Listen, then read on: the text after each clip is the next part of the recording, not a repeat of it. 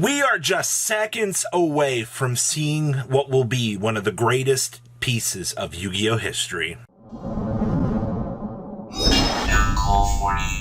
Don't bet 30% of you that have not smashed the ever-living crap out of that subscribe button. Smash it so you guys don't miss out more awesome content. The rarest, or one of the rarest Yu-Gi-Oh! Cards in the history of the game, has set a actually pretty interesting price tag of only $311,000. It was a very quick snipe from the former $190,000 that we'd actually seen up to just a couple of seconds before the listing for this wrapped up. And I'm actually pretty impressed with this. A lot of people were expecting, $1 million or something like that, but you have to kind of remember the amount of people that are involved in the community that want this kind of item. I mean, it's not Pokemon.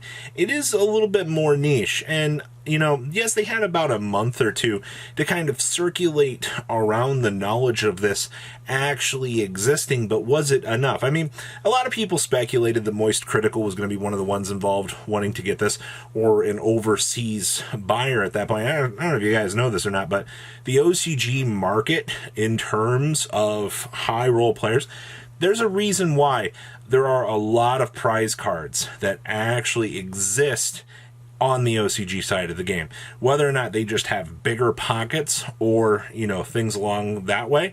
I mean, Jackarade is a fantastic example. If you have not looked into the history of Jackarade for, just the amount of really cool things, they have one of the rarest Karibos in the world, actually. A little bit of a fun piece for you there. So, yeah, honestly, go take a look at some of the World Championship prize cards, some of the rarest commodities in the game's history. A lot of people don't actually even know that these things, exist. Honestly, the 2004 Worlds prize cards I would actually put in the same category of rarity as this, if not very close to them, because, Elevio and Zexio, I can't ever remember its name. But in terms of, the rarity of those cards that do actually exist, they're out there. They're in another realm of existence, and we don't really tend to ever see them anymore. And if you look back on the history of this channel even, I've had a couple of the world's cards myself, some of the rarest cards in the world. We've had the Pit Boss.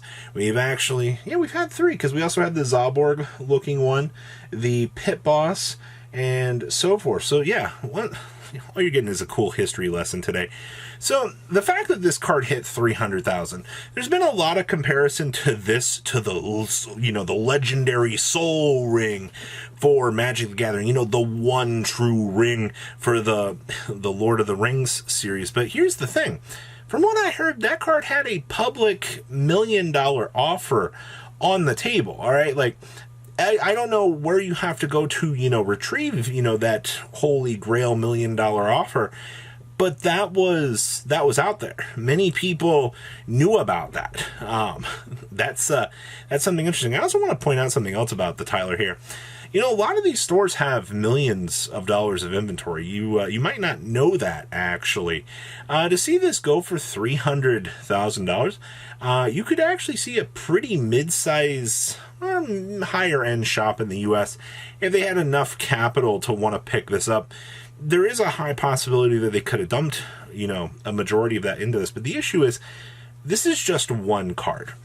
And it is just one card in, the grand scheme of things that is a little bit of Yu-Gi-Oh! History. It's not quite, my big trade-off with this is, it's not as iconic as the Blue Eyes White Dragon or the Dark Magician.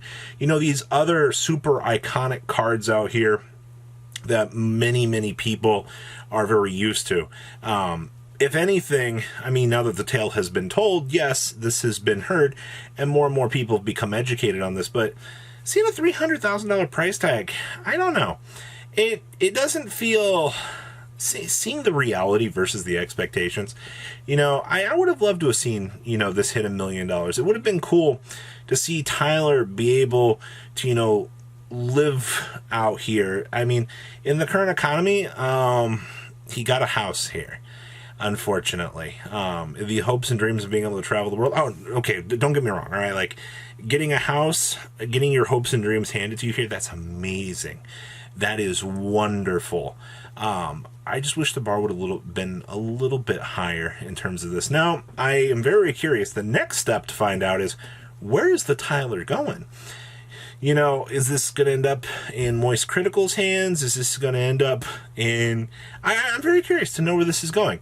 I wonder if it's going to be a private OCG collector. I wonder if this will be out for the world to actually be able to see, or if this is going to get vaulted away, never to be seen again. And I'm really hoping it doesn't get vaulted away. I'd be really sad if, you know, Tyler just disappears from the world and we never actually see this card again. I feel like that'd be something really sad and really detrimental at the end of the day. So, I mean, compared to, you know, Pokemon's rarest cards, compared to the one true ring for Magic the Gathering, seeing a $300 or $300,000 price tag, very interesting. I'm very curious to know if we'll ever see anything like this again in the game's history in terms of rarity, besides, you know, the Worlds cards. The Worlds cards, they don't even actually come on the market all that much. I know a lot of people get very excited to see the Worlds cards in the very, very small amounts of history that they have shown up. But you've witnessed history here, ladies and gentlemen. You've gotten the chance to see a true 1/1 actually exist. And I would love to see Konami do more things like this in the cause and fashion that they actually did this, because I mean, actually this ties back to the days of Upper Deck technically, so but this was a tie-in into Konami. So I don't know, I want to see more things like this, maybe not on like the 1/1 scale. We did have the Ambassador program, but we saw how that actually went up in complete and utter disappointment. So I don't know. I really am just intrigued. I'm really processing this. The biggest things, like I said, I want to see are, where's the card gone? What kind of, you know, history are we going to see with that? Or is this just going to get locked away and vanish into the sunset? Because I really hope that's not the case. But, well, that's it. That's a wrap, everybody. We've covered this on every single Market Watch this week. What do you think about the genuine $300,000 price tag? Were you expecting $1 million? Were you expecting 500,000? You know, what was your personal guess on this? Because the amount of people that shot really low, there were people that actually thought this was going to go for 50,000, and then it ramped up to like 100 right away. Also, there's the whole $1.4 million, you know, scam that happened with like the fake accounts bidding this up. You got to absolutely love the craziness that is out there. So what do you guys think? Please leave a comment down below. Tell me what you guys think, and I will see your beautiful faces back here later in the day, guys. Peace out. Patrons, thank you.